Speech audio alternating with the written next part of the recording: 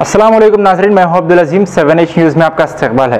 New Zealand के शहर क्रिस्टचर्च में मस्जिद अल नूर पर जो आतंकी हमला हुआ था, जिसमें हैदराबाद टोली चौकी के रहने वाले एक शख्स जिनका नाम फरहाज एहसान का कल इंतकाल हो चुका है। इत्तला मिलते ही कारवान के MLA जनाब कौसर मोइनुद्दीन ने फरहाज एहसान के वालिद से मुलाकात की।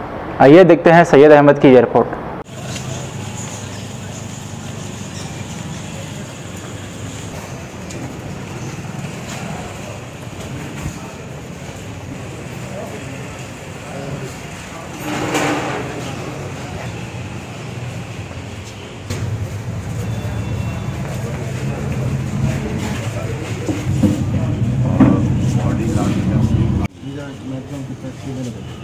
उसके बाद क्या फिर जाके यूनियन में तो नहीं रह सकते।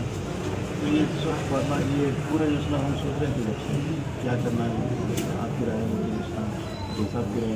वो तो वहाँ किसी दिन सुबह बच्चों में नेक्स्ट वीक में यहाँ आज 7:30 बजे शाम, यहाँ की 7:30 बजे वक्त पे New Zealand Christchurch authorities have confirm, वो लोग कंफर्म करें कि मेरे बेटे फरहाज एहसान की डेथ हो गई। फायरिंग में जो मस्जिद में फायरिंग हुई थी नमाज के दौरान, फ्राइडे के नमाज के दौरान जो मस्जिद में फायरिंग हुई थी, वो फायरिंग में मेरा बच्चा मारा गया। आज 7:30 बजे उसका कंफर्मेशन आया। तो हम लोग 2 दिन से यही कोशिश कर रहे थे वेयर अबाउट्स जानने की। वो लोग मिसिंग बोल रहे थे, 2 दिन से मिसिंग बोल के बोल रहे थे, लेकिन आज 7:30 बजे वो शहीद हुआ।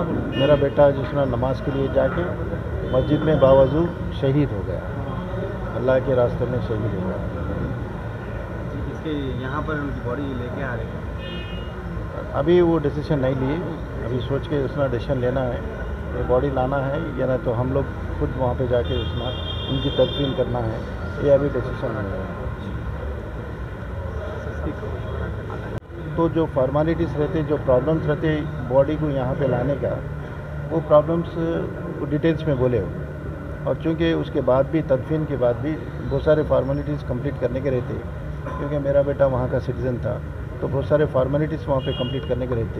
इसलिए तदफीन अगर यहाँ पे करके करे तो फिर जाके जो ना वो फॉर्मेलिटीज़ कंप्लीट करना पड़ता। इसलिए वो सजेस्ट कर रही थी वहाँ पे जाके तदफीन कर लो और पूरे फॉर्मेलिटीज़ कंप्लीट कर लो, उसके बाद आ जाओ। अच्छा साहब, ठीक है।